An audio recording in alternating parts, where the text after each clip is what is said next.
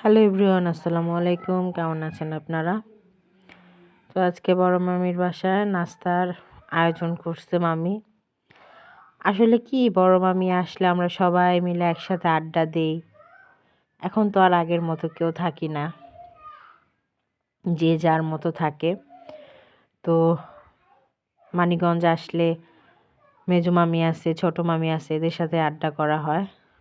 তো বড় মামি আসছে, যেহেতু আমরা সবাই আছি, তো এখন আমাদের বেশিরভাগ সময় মানে সন্ধ্যা টাইমটা বড় মামির এখানেই কাটানো হয়। তো মামি আমাদের জন্য নাস্তার আয়োজন করছে, আর এইদিকে আমরা সবাই আড্ডা করছি। তো আমি এসে একটু ভিডিও করছি, আবার যাচ্ছি।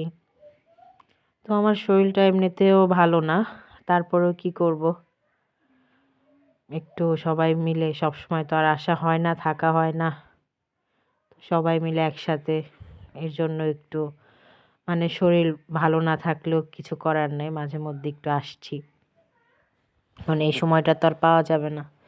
তো এই তো মামি নুডলস রান্না করলো সবজি দিয়ে। নুডলসটা অনেক বেশি মজা হয়েছিল। তারপরে এখন চা বানাচ্ছে।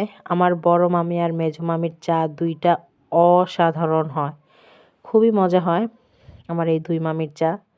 তো আজকে বড় মামির চা বানাচ্ছে, সেটা খাবো। আরেকদিন আপনাদের সাথে শেয়ার করবো আমার মেজো মামির চাটা।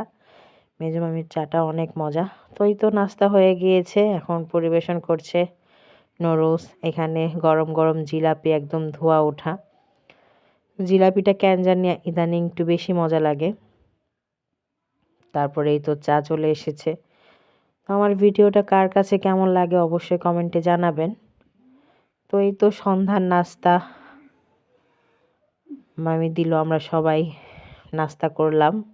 তো সব কিছু মিলে গল্প, আড্ডা, চা সব কিছু মিলেই ভালো লেগেছে। সবাই ভালো থাকবেন। আল্লাহ হাফেজ।